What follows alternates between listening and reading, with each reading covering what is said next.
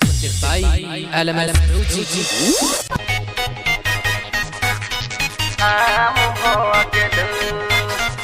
Music by SK Sajan and Prayag ji.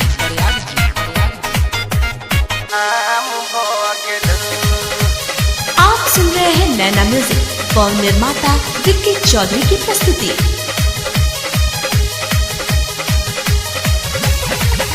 उमर छोटे है मैं कबूची बार नाम भोगल।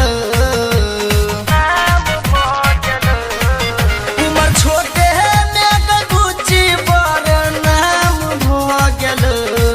उमर छोटे है मैं कबूची बार नाम भोगल।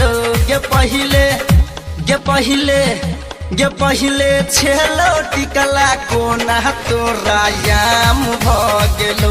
गे पहिले छेलो टिकला कोना तोरा आम भोगलो।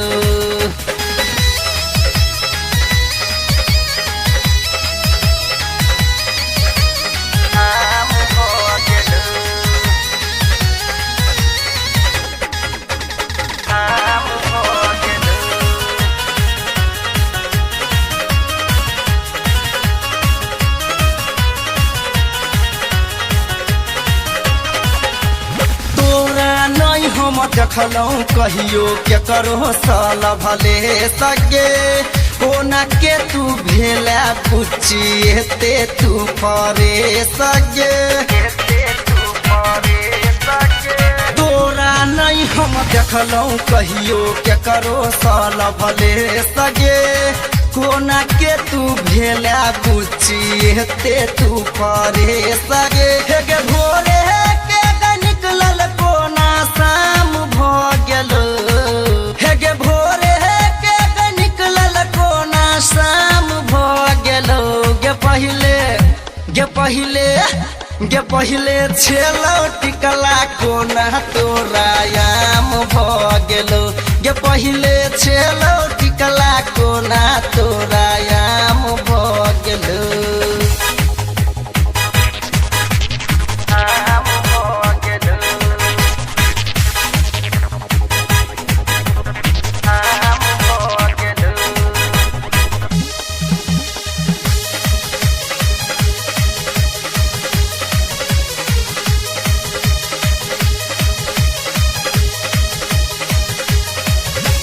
हम नहीं कहलौं ये हन बुच्ची होई बर दे जगे घूमै छा तू रोजे रोजे लगा कर डरे सगे। हम नहीं कहलौं ये हन बुच्ची होई बर दे जगे घूमै छा तू रोजे रोजे लगा कर डरे सगे। गेले बुच्ची हमसा चौक जाम भोगले। हे गेले बुच्ची हमसा चौक जाम भोगले। गे पहिले छेलो टिकला कोना तोरा याम भोगलो। गे पहिले छेलो टिकला कोना तोरा याम भोगलो।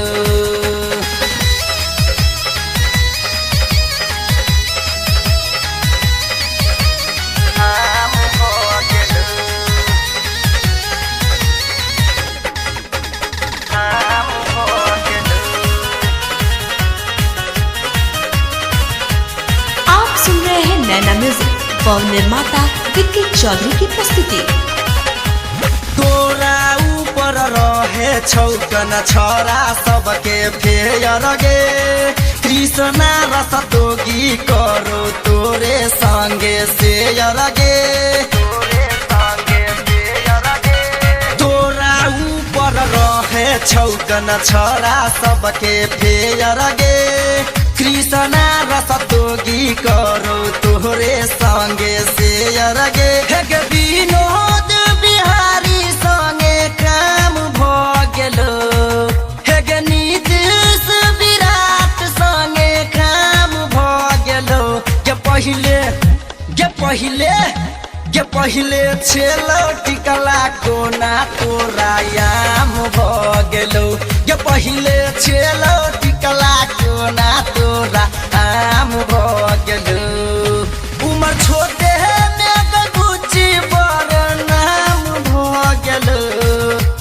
छोटे में बुझी बर नाम भ गेलो गे पहिले